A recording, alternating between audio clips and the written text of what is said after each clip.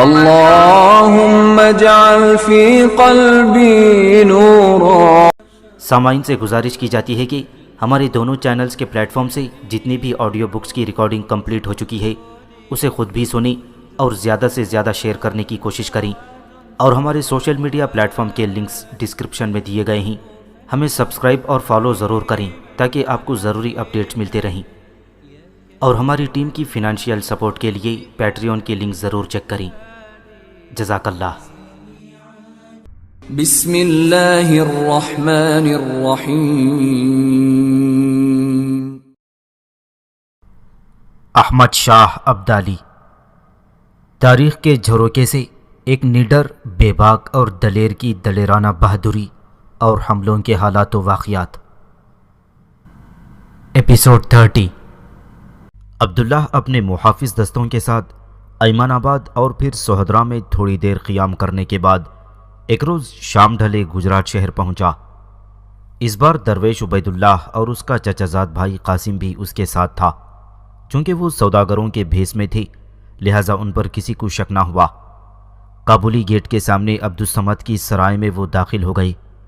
گھوڑوں کو استبل میں باندھنے کے بعد اپنے ساتھیوں کو استبل کے احاطے میں ایک جگہ جمع کر لیا گیا۔ پھر عبداللہ اور قاسم دونوں بھائی سرائے کے مالک عبدالصمد کے پاس آئے، جو انہیں اپنے سرائے میں داخل ہوتے ہوئے ابھی تک بڑے غور اور انہماک سے دیکھ رہا تھا۔ اس کے پاس آنے کے بعد عبداللہ اسے مخاطب ہوتے ہوئے کہنے لگا، ہم لوگ سوداگر ہیں، دہلی سے کابل کی طرف جانا ہے، صرف ایک شب آپ کے یہاں قیام کریں گے، اس کے لیے آپ میرے ساتھیوں کو مناسب کمرے دکھائیں اور اس کے ساتھ ساتھ ہمارے گھوڑوں کے دانے اور چارے کا بھی انتظام کر دیں۔ عبدالصمد نے ایک بار بڑے غور سے عبداللہ اور قاسم کو باری باری دیکھا، پھر اسے مخاطب کرتے ہوئے کہنے لگا، اس سے پہلے کبھی آپ لوگوں کو میری سرائے میں آنا نہیں ہوا، ورنہ کابل سے دہلی یا لاہور سے کابل جانے والے قافلے عموماً میری سرائے میں ہی ٹھہرتے ہیں۔ کیا آپ لوگوں نے سوداگری کا نیا کام شروع کیا ہے؟ اس پر عبداللہ اس بات میں سر ہلاتے ہوئے کہنے لگا، تمہارا اندازہ درست ہے۔ عبدالصمد شاید اپنے اطمینان کی خاطر پھر بولا اور پوچھنے لگا، کابل میں تم لوگوں کی رہائش کہاں ہے؟ اس پر عبداللہ نے اپنے اس آقا کا پتہ بتا دیا جس کی بچپن میں وہ ریوڑ چرایا کرتا تھا۔ پتہ سن کر سرائے کا مالک عبدالصمد کسی قدر مطمئن ہو گیا۔ پھر وہ عبداللہ اور قاسم کے ساتھ ان کے ساتھیوں کے آرام اور گھوڑوں کے دانے چارے کا انتظام بھی کرنے لگا۔ اسی دوران درویش عبید اللہ بڑی احتیاط برت رہا تھا۔ اس نے برابر اپنے چہرے کو ڈھانپ رکھا تھا کہ اچانک اگر کسی موقع پر کابل کا سابق حکمران نصیر خان داخل ہو جائے تو وہ اسے پہچان نہ پائے۔ مغرب اور عشاء کے درمیانی حصے تک عبداللہ اور اس کے ساتھی سرائے میں کھانا کھا کر فارغ ہو چکے تھے، جبکہ سرائے کے مالک عبدالصمد نے ان سب کے گھوڑوں کے لیے چارہ بھی فراہم کر دیا تھا۔ پھر استبل کے باہر ایک سوچی سمجھی تجویز کے تحت عبداللہ اور اس کے ساتھی ایک گول دائرے میں بیٹھ گئے اور مل کر گفتگو کرنے لگے تھے، جبکہ درویش عبید اللہ اپنے چہرے کو ڈھانپے ادھر ادھر ٹہلنے لگا۔ تھوڑی دیر بعد جب گجرات شہر کی مسجدوں میں عشاء کی اذانیں بلند ہونا شروع ہو گئیں تو درویش عبید اللہ تقریباً بھاگتا ہوا عبداللہ کے پاس آیا اور اس کے کان کے قریب اپنا منہ لے جا کر کہنے لگا، عبداللہ میرے بیٹے، جو شخص اس وقت سرائے کے صدر دروازے سے اندر داخل ہوا ہے یہی کابل کا سابق حکمران نصیر خان ہے۔ یہ خبر پاتے ہی عبداللہ اور قاسم دونوں بھائی اپنی جگہ پر چونک کر اٹھ کھڑے ہوئے۔ دونوں نے بڑے غور سے کابل کے سابق حکمران نصیر خان کی طرف دیکھا۔ نصیر خان آگے آگے چل رہا تھا، اس کے دائیں بائیں ہتھیار بند ساتھی تھے، پیچھے بھی اس کے محافظ دستوں کے سپاہی تھے جو پوری طرح تلواروں اور خنجروں سے مسلح تھے۔ اپنے محافظ دستے کے ساتھ کابل کا سابق حکمران نصیر خان سرائے کے سامنے والے بڑے کمرے میں داخل ہو گیا۔ ایک میز پر وہ بیٹھ گیا، جبکہ اس کے مسلح پہرے دار اس کمرے کے چاروں طرف اس کی حفاظت کے لیے پہلے سے متعین جگہوں پر جا کھڑے ہوئے تھے۔ عبداللہ نے اپنے محافظ دستے کے سپاہیوں کو نصیر خان کے پہرے داروں پر نگاہ رکھنے کے لیے حکم دیا۔ عبداللہ کا یہ حکم سنتے ہی اس کے سپاہی جو تاجروں کے بھیس میں تھے اور اپنے لباس کے نیچے وہ پوری طرح مسلح تھے، نصیر خان کے محافظوں کے قریب جا کھڑے ہو گئے۔ اس کے بعد عبداللہ نے درویش عبید اللہ کے کان میں تھوڑی دیر سرگوشی کی۔ اس کے بعد وہ اپنے بھائی قاسم کو لے کر اس بڑے کمرے میں داخل ہو گیا۔ جس میں نصیر خان اپنے دو معتمد کے علاوہ سرائے کے مالک عبدالصمد کے ساتھ بیٹھا باتیں کر رہا تھا۔ عبداللہ اور قاسم دونوں ان کے قریب گئے۔ عبداللہ نصیر خان کو مخاطب کرتے ہوئے کہنے لگا، اگر میں غلطی پر نہیں تو تم کابل کے سابق حکمران نصیر خان ہو۔ اس انکشاف پر نصیر خان چونک کر اپنی جگہ اٹھ کھڑا ہوا۔ اس کے دونوں معتمد اپنی تلواریں سونت لیں۔ سرائے کا مالک عبدالصمد بھی بدک کر اپنی جگہ سے اٹھ کھڑا ہوا۔ جواب میں عبداللہ اور قاسم نے بھی ایک جھٹکے کے ساتھ اپنی تلواریں بے لگام کر لیں۔ اس دوران تک عبداللہ کے محافظ دستوں کے 3 سپاہی بھی ان دونوں کے قریب پہنچ گئے تھے۔ پھر عبداللہ بولا اور کہنے لگا، سنو نصیر خان، اپنے ساتھیوں سے کہو کہ تلواریں نیام میں کر لیں، ورنہ یہ رات اپنی جانوں سے ہاتھ دھو بیٹھو گی۔ دیکھو نصیر خان، میرا اصل نام عبداللہ ہے اور میں احمد شاہ ابدالی کے لشکر کا ایک جرنیل ہوں۔ لوگ مجھے عموماً شاہ پسند کے نام سے جانتے ہیں۔ شاہ پسند کے یہ الفاظ سن کر سرائے کے مالک عبدالصمد کے چہرے پر مسکراہٹ نمودار ہوئی۔ پھر وہ کہنے لگا، اگر آپ احمد شاہ ابدالی کے جرنیل شاہ پسند ہیں تو میں آپ کو اپنی سرائے میں خوش آمدید کہتا ہوں۔ آپ نے سرائے میں داخل ہونے کے بعد یہ کیوں کہا کہ آپ سوداگر ہیں اور لاہور سے کابل کی طرف جا رہے ہیں؟ احمد شاہ ابدالی کا جرنیل شاہ پسند تو ہمارے لیے بڑا ذی عزت اور قابل فخر ہے، اس لیے کہ اس نے ہندوستان میں احمد شاہ ابدالی کے لیے بہترین کارہائے نمایاں سر انجام دیے ہیں۔ اس موقع پر کابل کے سابق حکمران نصیر خان نے کھا جانے والی نگاہوں سے اور گھورتے ہوئے انداز میں سرائے کے مالک عبدالصمد کی طرف دیکھا، جس پر عبدالصمد بیچارہ شرمسار ہو کر چپ ہو گیا تھا۔ شاید نصیر خان کو یہ بات ناگوار لگی تھی کہ وہ احمد شاہ ابدالی کے جرنیل شاہ پسند کی تعریف کر رہا تھا۔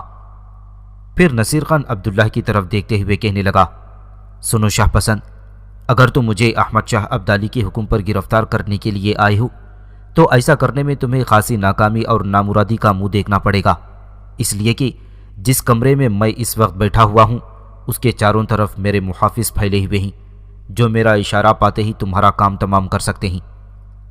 اس پر عبداللہ مسکراتے ہوئے کہنے لگا، دیکھ نصیر خان، اس بات کا فیصلہ تو بعد میں ہوگا کہ کام میرا تمام ہوتا ہے یا تیرا، لیکن میں نے ابھی تم سے اپنا پورا تعارف نہیں کروایا۔ اس پر نصیر خان نے چونک کر عبداللہ کی طرف دیکھا اور پوچھا، اب جب میں جان چکا ہوں کہ تم احمد شاہ ابدالی کے جرنیل شاہ پسند ہو، مجھے گرفتار کرنے کے لیے آئے ہو، تو اس سے زیادہ نہ کوئی تمہارا تعارف ہو سکتا ہے اور نہ ہی میں تعارف کی ضرورت محسوس کرتا ہوں۔ اس پر عبداللہ طنزیہ سے انداز میں کہنے لگا، میں تمہارے ساتھ مزید تعارف کی ضرورت محسوس نہیں کرتا۔ یہاں تک کہتے کہتے عبداللہ رک گیا، کیونکہ اس کے کہنے پر شاید درویش عبیداللہ نے اپنا کام شروع کر دیا تھا۔ وہ اس موقع پر نصیر خان کے قریب آیا اور نقاب جو چہرے پر ڈال رکھا تھا وہ اٹھا دیا۔ نصیر خان درویش عبیداللہ کو دیکھ کر مزید بدک گیا تھا، اس کے چہرے پر ہوائیاں اڑنے لگیں۔ درویش عبیداللہ کو دیکھتے ہی اس کا ہاتھ اپنی تلوار کے دستے پر چلا گیا تھا۔ وہ تعجب خیز انداز میں درویش عبیداللہ کی طرف دیکھ کر کہنے لگا، تم یہاں؟ کیا تم ابھی تک زندہ ہو؟ جواب میں درویش عبیداللہ کہنے لگا، دیکھ نصیر خان، زندہ نہ ہوتا تو تیرے سامنے کیسے آ جاتا؟ میں تیرے سامنے اس لیے آیا ہوں کہ تجھے میں نے اپنے چہرے کی جھلک اس لیے دکھائی ہے تاکہ تجھ پر یہ انکشاف ہو جائے کہ خداوند قدوس انسان کو دنیا میں بھی مکافات عمل سے گزار دیتے ہیں۔ دیکھ نصیر خان، تاریخ اور وقت پھر اپنے آپ کو دہرا رہے ہیں اور ماضی کے مظالم چہروں سے نقاب ہٹا کر ظلم کرنے والے کی طرف استحفامیہ انداز میں دیکھ رہے ہیں۔ اب اس ٹکراؤ کا کیا انجام ہوتا ہے نصیر خان، یہ تو اب وقت ہی بتائے گا۔ اس پر نصیر خان قہر بھرے انداز میں بولا اور کہنے لگا، ایسا وقت آنے سے پہلے درویش عبیداللہ، میں تیری گردن ہی کاٹ کر رکھ دوں گا۔ اس موقع پر نصیر خان اپنی تلوار بے نیام کرنے ہی لگا تھا کہ عبداللہ نے اس کا ہاتھ پکڑ لیا اور کہنے لگا، نصیر خان، اطمینان رکھ، اس قدر جذبات میں نہ آ ورنہ نقصان اٹھائے گا۔ پہلے میرا دوسرا تعارف تو سن لے کہ میں کون ہوں، تم سے ملنے کیوں آیا ہوں۔ اس موقع پر نصیر خان کے وہ دو معتمد جو اس کے سامنے بیٹھے ہوئے تھے انہوں نے بھی اپنی تلواریں بے نیام کرنا چاہیں، لیکن عبداللہ کے 3 سپاہی جو ان کے پیچھے آ کر کھڑے ہو گئے تھے انہوں نے ان دونوں کو ایسا کرنے سے روک دیا۔ اپنی بے بسی دیکھتے ہوئے نصیر خان نے عبداللہ کی طرف دیکھا اور کہا، کہو تم اپنا دوسرا تعارف کس طرح کروانا چاہتے ہو، پر وقت ضائع مت کرو ورنہ میرے مسلح دستے کے جو جوان اس کمرے کے ارد گرد کھڑے ہیں میں انہیں اشارہ کر دوں گا، وہ تجھے اور اس درویش عبید اللہ اور تمہارے دیگر ساتھیوں کو لمحوں کے اندر واصل جہنم کر کے رکھ دیں گے۔ عبداللہ بولا اور کہنے لگا، دیکھ نصیر خان، جذباتی پن کی کوئی ضرورت نہیں، جہنم کون واصل ہوتا ہے یہ فیصلہ وقت کرے گا، پہلے تعارف تو سن لے۔ دیکھ، تیرے میرے درمیان ایک رشتہ ہے۔ اس پر نصیر خان نے چونک کر عبداللہ کی طرف دیکھا۔ یہ تو کیا کہہ رہا ہے؟ تیرے میرے درمیان کیسا اور کون سا رشتہ ہے؟ عبداللہ کہنے لگا، وہی رشتہ جو ایک قاتل اور ایک مقتول کا ہے، ایک ظالم اور ایک مظلوم، ایک جابر اور ایک مجبور، ایک زبردست اور ایک زیر دست کے درمیان ہوتا ہے۔ نصیر خان، میری بات غور سے سن، تو کسی ایسے شخص کو ضرور جانتا ہوگا جس کا نام بیرم خان ہو۔ بیرم خان کا نام سنتے ہی نصیر خان کی حالت کچھ ایسی ہو گئی تھی جیسے اس کے پاؤں تلے سے زمین نکل گئی ہو۔ عبداللہ تھوڑی دیر تک اس کے چہرے کے تاثرات کا جائزہ لیتا رہا۔ وہ دوبارہ کہنے لگا، دیکھ نصیر خان، بیرم خان کا نام سن کر تیرے چہرے پر ہوائیاں کیوں اڑنے لگی ہیں؟ مزید سن کہ میں اس بیرم خان کا بیٹا عبداللہ اور شاہ پسند ہوں جسے تو نے اس کی بیوی کے ساتھ قتل کر دیا تھا۔ نصیر خان، میرے دادا نے میرے گلے میں توق اور ٹانگوں میں لوہے کے کڑے ڈال دیے تھے، اور میرے دادا کی یہ نصیحت تھی کہ میں پہلے جوان ہو کر گلے کا توق توڑوں، وہ میں نے توڑ دیا۔ میرے دادا کا دوسرا حکم یہ تھا کہ میرے پاؤں کے دونوں آہنی کڑے اس وقت کاٹے جائیں جب میں اپنے باپ کے قاتل ہرات کے سابق حکمران امیر خان اور کابل کے سابق حکمران نصیر خان کو قتل کر دوں۔ دیکھ نصیر خان، میں ہرات کے سابق حکمران امیر خان کو پہلے ہی قتل کر چکا ہوں اور اپنی دائیں ٹانگ سے لوہے کا کڑا ہٹوا چکا ہوں۔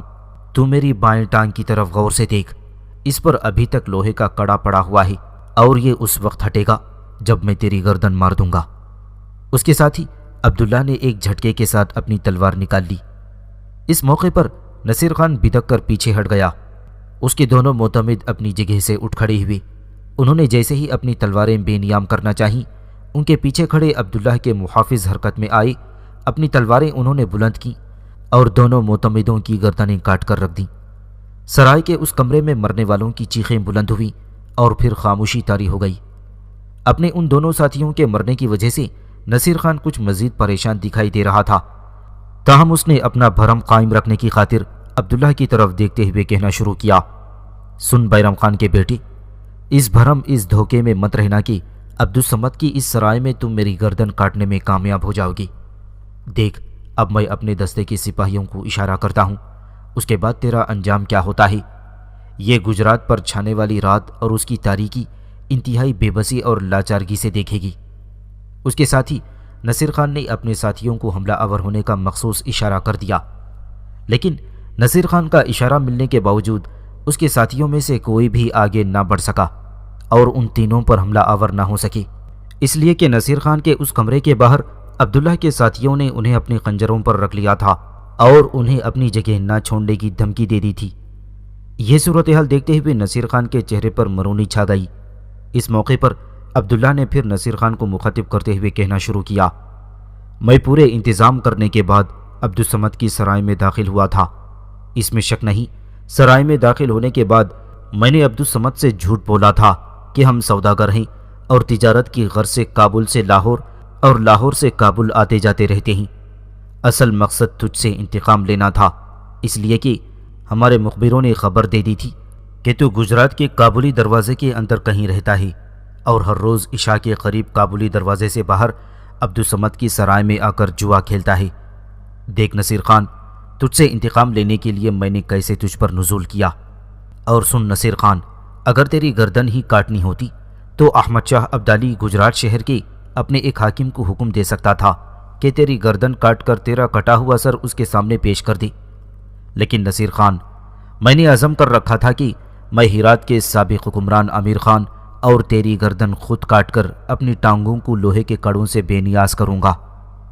نصیر خان، اب سنبھل جا، میں تجھ سے تیرے مظالم کا حساب لینے لگا ہوں، میں تجھ سے اپنے باپ بیرم خان کے قتل کا انتقام لینے لگا ہوں۔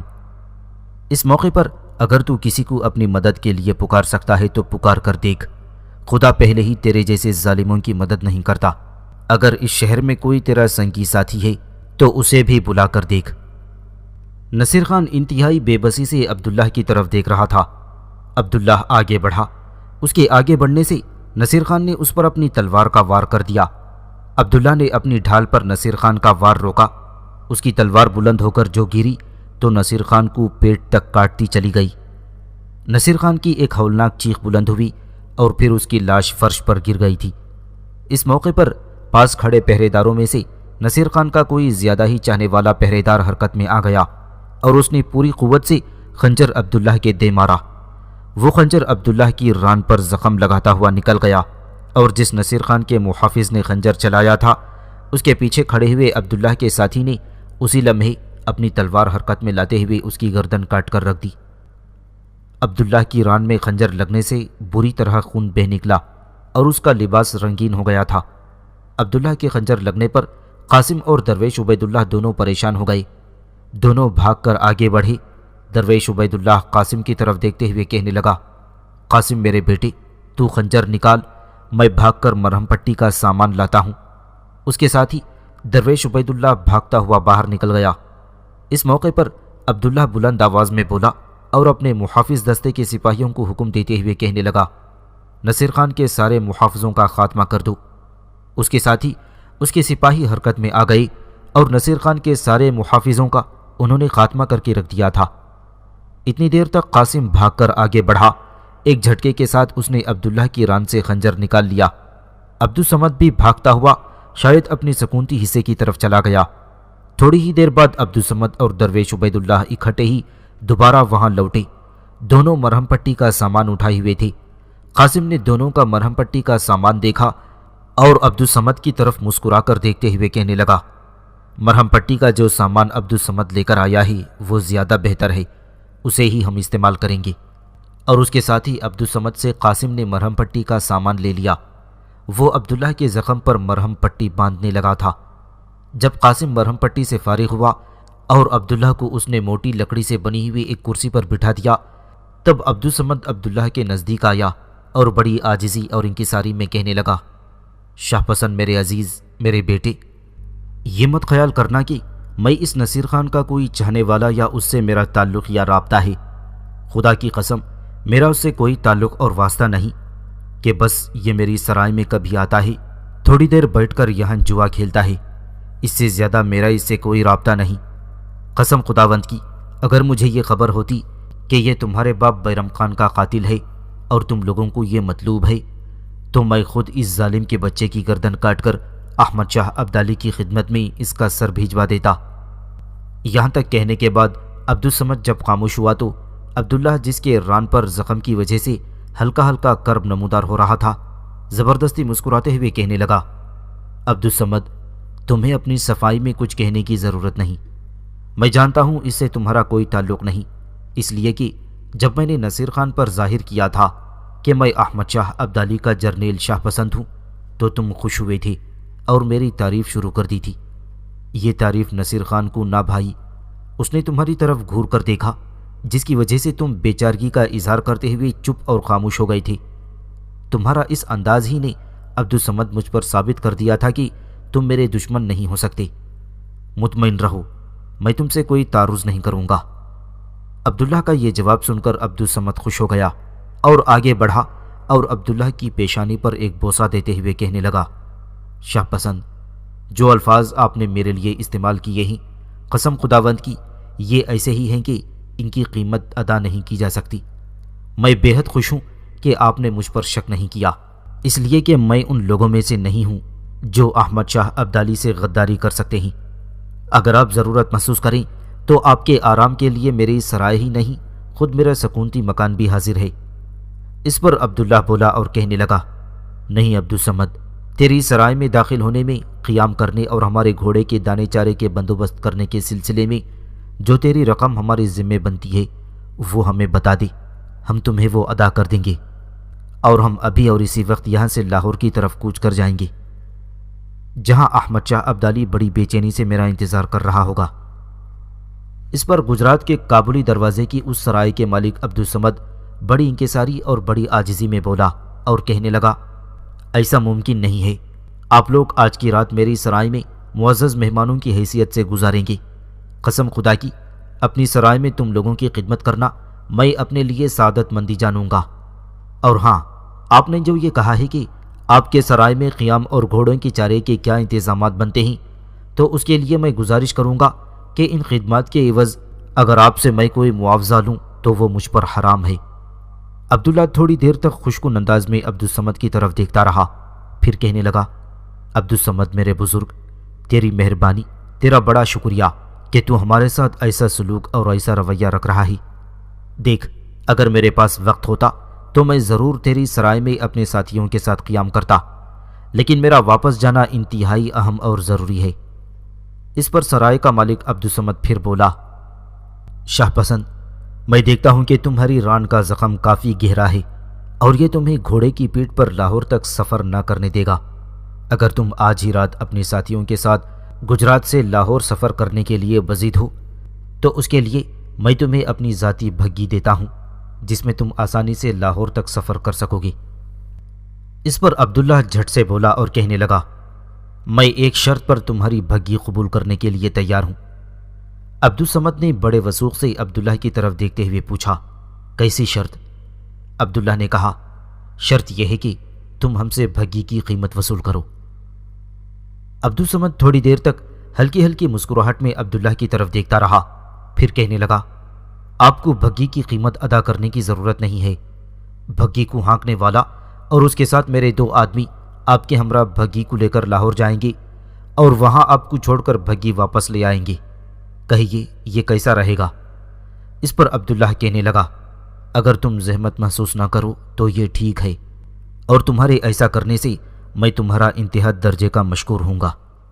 اب تم سب سے پہلے یہ کام کرو کہ ہمارے لیے بھگی کا بندوبست کر دو، اور اگر اس وقت کسی آہنگر کا انتظام کر سکو تو اس کے لیے بھی میں تمہارا شکر گزار ہوں۔ اس پر عبدالصمد استفہامیہ سے انداز میں عبداللہ کی طرف دیکھتے ہوئے پوچھا، شاہ پسند، رات کے اس وقت تم آہنگروں سے کیا کام لوگے؟ اس پر عبداللہ اپنی بائیں ٹانگ آگے پسارتے ہوئے کہنے لگا، میری اس ٹانگ کی طرف دیکھو عبدالصمد، اس میں جو لوہے کا کڑا ہے، ایسا ہی کڑا اس سے پہلے میری دائیں ٹانگ پر بھی تھا، اور ان دونوں کڑوں سے رہائی حاصل کرنے کی یہ شرط تھی کہ میں اپنے ماں باپ کے دونوں قاتلوں کو قتل کر دوں۔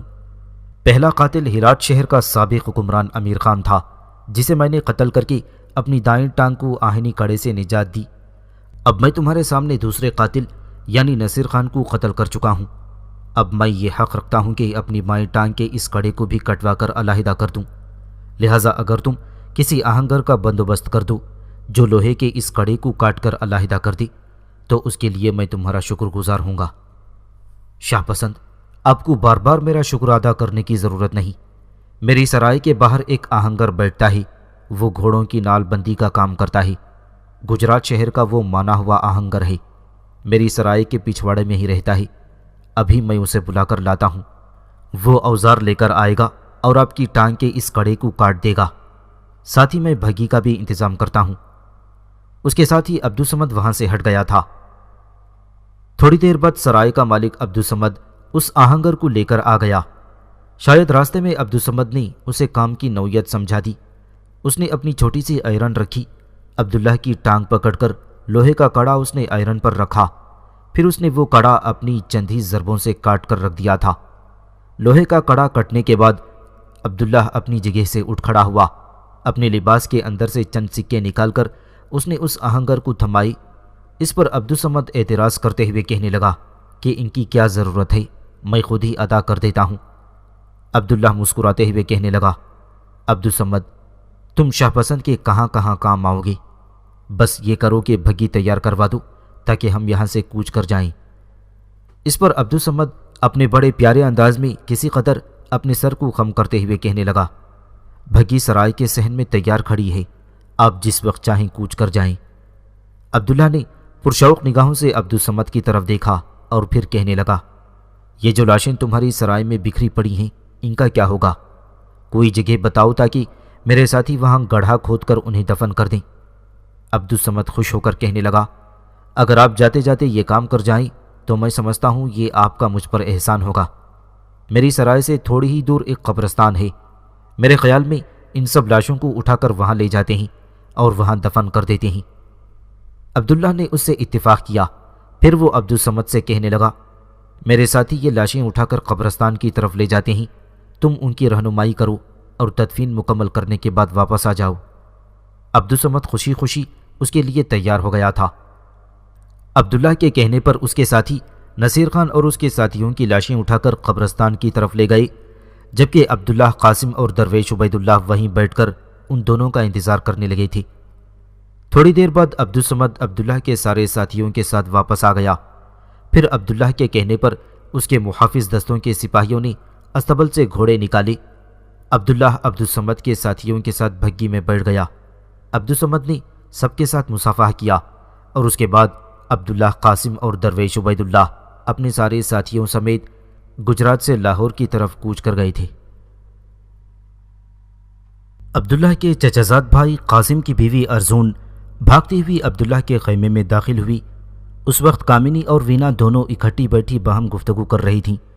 ارزون کو بدحواسی کے عالم میں بھاگتے ہوئے خیمے میں داخل ہوتے دیکھ کر کامنی اور وینا کسی قدر پریشان ہو گئیں اور اپنی جگہ پر اٹھ کھڑی ہوئیں، اور ارزون ان کے پاس آئی اور کسی قدر بدحواسی میں ان دونوں کو مخاطب کر کے کہنے لگی، کامنی اور وینا، میری دونوں بہنوں، میں تمہارے لیے ایک بری خبر لے کر آئی ہوں۔ اس پر کامنی بیچاری کا رنگ پیلا ہو گیا تھا۔ اپنا دایاں ہاتھ اس بیچاری نے پہلے ہی دل پر رکھ لیا اور ارزون کی طرف دیکھتے ہوئے کہنے لگی، ارزون میری بہن، شاہ پسند سے متعلق کوئی اچھی اور خیر کی خبر سنانا۔ کامنی کے ان الفاظ سے بیچاری وینا کے چہرے پر ہوائیاں اڑنے لگیں۔ اس کے چہرے کی سرخی پیلاہٹ میں تبدیل ہو گئی۔ پھر وہ ارزون کو مخاطب کر کے کچھ پوچھنا ہی چاہتی تھی کہ ارزون خود ہی بول پڑی اور کہنے لگی، سنو میری بہنوں، خبر اتنی بھی بری اور اہم نہیں ہے جس قدر تم نے خیال کر لیا ہے۔ میں تم سے یہ کہنے آئی ہوں کہ تھوڑی دیر تک شاہ پسند اور قاسم دونوں بھائی اپنے ساتھیوں کے ساتھ شہر میں داخل ہونے والے ہیں، اور اس مہم کے دوران شاہ پسند زخمی ہو گیا ہے۔ اس پر بیچاری وینا نے چونکتے ہوئے ارزون سے پوچھا، ارزون میری بہن، خطرے کی تو کوئی بات نہیں ہے؟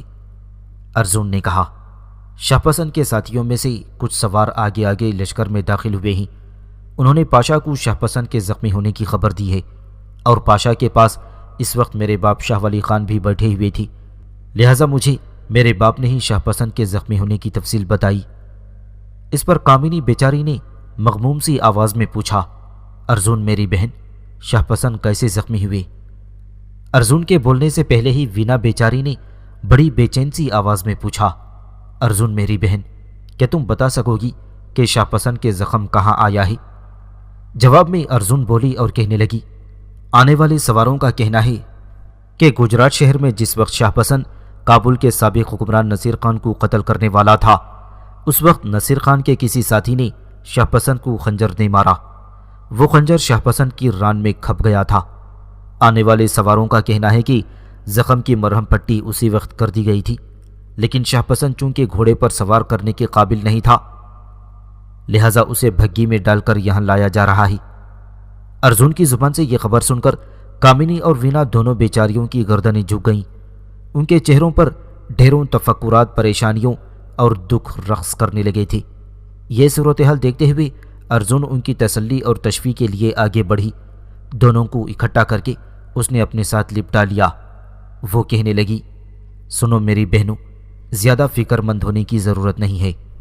تم شاید اس بنا پر زیادہ پریشان ہو رہی ہو کہ شاہ پسند گھوڑے پر سفر کرنے کے بجائے بھگی میں کیوں آ رہا ہے، تو ران کے زخم کی وجہ سے وہ گھوڑے پر نہ بیٹھ سکتا تھا، اس بنا پر اسے بھگی میں یہاں لایا جا رہا ہے۔ وہ بالکل ٹھیک ہے، فکر مند ہونے کی ضرورت نہیں۔ یہاں تک کہتے کہتے ارزون کو خاموش ہو جانا پڑا، اس لیے کہ خیمے کے باہر ان تینوں کو کافی شور سنائی دیا تھا۔ اب وہ تینوں بھاگتی ہوئی خیمے کے دروازے کے پاس آئیں تو انہوں نے دیکھا خیمے کے دروازے کے قریب ہی ایک بھگی رکی تھی، اور اس میں سے برخوردار خان اور شاہ ولی خان عبداللہ کو سہارا دے کر نیچے اتار رہے تھے۔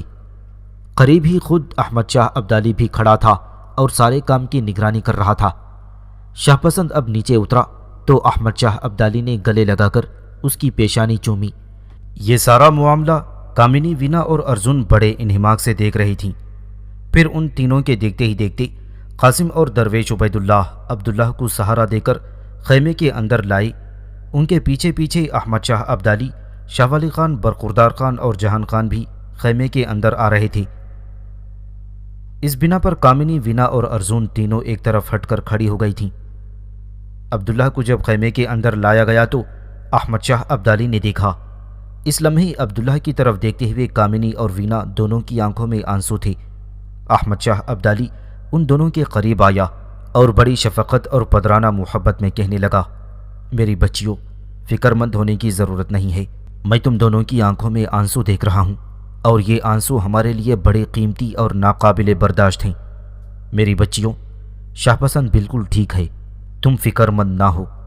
میں جانتا ہوں تم شاہ پسند کو دونوں اپنی جان سے بھی زیادہ عزیز رکھتی ہو، بس ران پر ایک زخم ہے جس کی بنا پر یہ گھوڑے پر سوار ہو کر یہاں تک نہیں آ سکا۔ میرے خیال میں ارزون تم دونوں کو اس حادثے کی اطلاع کر چکی ہوگی۔ احمد شاہ ابدالی کی یوں تسلی دینے پر کامنی اور وینا نے اپنے آپ کو سنبھال لیا۔ عبداللہ کو خیمے میں اس کے بستر پر لٹا دیا گیا۔ کامنی، وینا اور ارزون تینوں اس کے پاس بیٹھ گئی تھیں اور ایک طرف قاسم اور درویش عبید اللہ بیٹھ گئے۔ اس موقع پر احمد شاہ ابدالی خیمے کے اندر داخل ہونے والے لوگوں کو مخاطب کر کے کہنے لگا، تم سب لوگ اپنے اپنے خیموں میں جا کر آرام کرو۔ شاہ پسند کے پاس اس وقت کامنی، وینا اور ارزون، قاسم اور درویش عبید اللہ کے علاوہ کوئی نہ رہے۔ شاہ پسند کو آرام اور سکون کی ضرورت ہے۔ احمد شاہ ابدالی کا یہ حکم سنتے ہی سب لوگ خیمے سے باہر نکل گئے تھے۔ احمد شاہ ابدالی بھی خیمے سے باہر نکل کر تھوڑی ہی دور آگے گیا ہوگا کہ اس کے خیمے کے باہر پہرا دینے والا محافظ بھاگتا ہوا سامنے آیا اور اسے مخاطب کر کے کہنے لگا، پاشا، بھرت پور کے راجہ سورج مل کی طرف سے اس کے 2 سفیر اور قاصد آئے ہیں اور وہ کسی اہم کام کے سلسلے میں آپ سے ملاقات کرنا چاہتے ہیں۔ میں نے ان دونوں کو آپ کے خیمے میں ملاقات کے کمرے میں بٹھا دیا ہے۔ اس پر احمد شاہ ابدالی بولا اور پہرے دار کی طرف مخاطب ہو کر کہنے لگا، شاہ ولی خان، جہان خان اور برخوردار خان سے کہو فوراً میرے خیمے میں پہنچیں۔ اس پر وہ پہرے دار بھاگتا ہوا ان تینوں کو بلانے چلا گیا تھا۔ احمد شاہ ابدالی تیز تیز قدم اٹھاتا ہوا جب اپنے خیمے کے دروازے تک آیا تو اس وقت تک شاہ ولی خان، جہان خان اور برخوردار خان وہاں پہنچ چکے تھے۔ ان تینوں کو لے کر احمد شاہ ابدالی اپنے خیمے کے اس کمرے میں داخل ہوا جہاں وہ اہم لوگوں سے ملاقات کیا کرتا تھا، اور وہاں بھرت پور کے راجہ سورج مل کے سفیر پہلے ہی اندر بیٹھے ہوئے تھے۔ احمد شاہ ابدالی کے داخل ہوتے ہی وہ فوراً اٹھ کھڑے ہوئے۔ احمد شاہ ابدالی ان کے سامنے شاہ ولی خان، جہان خان اور برخوردار خان کے ساتھ بیٹھ گیا۔ پھر اس نے ان دونوں قاصدوں کو بھی بیٹھنے کے لیے اشارہ کیا۔ جب وہ بیٹھ گئے تب احمد شاہ ابدالی نے انہیں مخاطب کر کے پوچھا، جہاں تک مجھے بتایا گیا ہے کہ تم بھرت پور کے راجہ سورج مل کے قاصد ہو، کہو اس نے تمہیں کس مقصد اور کس کام کے سلسلے میں میری طرف روانہ کیا ہے۔ اس پر ان قاصدوں میں سے ایک بولا اور احمد شاہ ابدالی کو مخاطب کر کے کہنے لگا، اے بادشاہ، آپ نے ٹھیک سنا ہے، ہمیں بھرت پور کے راجہ سورج مل نے بھجوایا ہے۔ اس نے ہمیں آپ کی طرف یہ گزارش دے کر روانہ کیا ہے کہ اس کی بیٹی کامنی اور بھتیجی وینا، جو یرغمال کی حیثیت سے اس وقت آپ کے لشکر میں ہیں، انہیں واپس کر دیا جائے۔ اس پر احمد شاہ ابدالی نے چونک کر ان دونوں قاصدوں کی طرف دیکھا اور کسی قدر ناپسندیدگی اور خفگی کا اظہار کرتے ہوئے پوچھا، یہ تم نے کیسے مان لیا کہ کامنی اور وینا دونوں میرے لشکر میں یرغمالی ہیں؟ کیا میرا کوئی آدمی ان دونوں کو اٹھا کر یہاں لایا تھا، یا یہ کہ وہ یہاں سے نکلنا چاہتی ہیں اور کوئی انہیں جانے نہیں دے رہا ہے؟ اس پر دوسرا قاصد بولا اور کہنے لگا، اے بادشاہ، جہاں تک بھرت پور کے راجہ سورج مل نے ہمیں تفصیل بتائی ہے، اس کے مطابق کامنی اور وینا یہاں آئیں تو اس لشکر میں اپنی خوشی سے تھیں، لیکن اب انہیں یہاں سے نکلنے کے لیے نہیں دیا جا رہا ہے۔ اس پر احمد شاہ ابدالی کہنے لگا، تمہارا بھرت پور کا راجہ سورج مل احمق اور بے وقوف ہے، اسے خبر ہی نہیں کہ کامنی اس کے پاس سے بھاگ کر میرے جرنیل شاہ پسند کے پاس آئی تھی، اس لیے کہ وہ شاہ پسند سے محبت کرتی تھی، اسے چاہتی تھی، اور اس نے اپنی خوشی سے اسلام قبول کر کے شاہ پسند سے شادی کر لی ہے، اور اب کامنی کے بطن سے شاہ پسند کا ایک بیٹا بھی ہے۔ رہی بات سورج مل کی بھتیجی وینا کی، تو اس کی شادی بھی اس کی مرضی کے خلاف سورج مل مرہٹوں کے سپہ سالار رگھوناتھ سے کرنا چاہتا تھا، جبکہ وینا اسے ناپسند کرتی تھی، لہٰذا وہ بھی بھاگ کر میرے لشکر میں آ گئی اور اپنی چچازاد بہن کامنی کے ساتھ رہنے لگی۔ اس دوران وینا بھی شاہ پسند کی محبت میں گرفتار ہو گئی، اور خود کامنی نے بھی اسے ایسا کرنے کے مواقع فراہم کیے تھے، اس لیے کہ کامنی چاہتی تھی کہ وینا بھی اس کے شوہر کی بیوی کی حیثیت سے اس کے ساتھ رہی۔ سورج مل کے قاصدوں، مجھے غور سے سنو۔ جہاں تک کامنی کا تعلق ہے، وہ پہلے ہی میرے جرنیل شاہ پسند کی بیوی ہے اور اس کے ایک بیٹے کی ماں بھی ہے۔ جہاں تک وینا کا تعلق ہے تو میں تم پر انکشاف کر چکا ہوں کہ وینا بھی عنقریب شاہ پسند سے شادی کر لے گی، لہٰذا تم کامنی اور وینا میں سے کسی کو بھی اپنے ساتھ نہ لے جا سکو گی۔ اس پر ایک قاصد بولا اور پوچھنے لگا، اے بادشاہ، کیا ایسا ممکن ہے کہ ہم کامنی اور وینا سے مل کر خود اس سے گفتگو کر سکیں اور یہ جانیں کہ وہ واقعی اپنی خوشی سے یہاں رہ رہی ہیں، تاہم ہم واپس جا کر اپنے راجہ سورج مل کو اطمینان دلا سکیں اور اس سے وہ بات کہہ سکیں جو ہم نے خود ان دونوں سے کی، اور اسے وہ تبدیلی کہہ سکیں جو ہم نے خود اپنی آنکھوں سے دیکھا ہے۔ اس پر احمد شاہ ابدالی اپنی جگہ سے اٹھ کھڑا ہوا اور کہنے لگا، ہاں ایسا ممکن ہے، تم دونوں میرے ساتھ آؤ، میں تم دونوں کی ملاقات کامنی اور وینا سے کرواتا ہوں۔ اس کے ساتھ ہی احمد شاہ ابدالی اپنے خیمے سے باہر چل دیا۔ دونوں قاصد اس کے ساتھ ہو لیے تھے۔ ان کے پیچھے پیچھے شاہ ولی خان، برخوردار خان اور جہان خان بھی عبداللہ کے خیمے کی طرف جا رہی تھی۔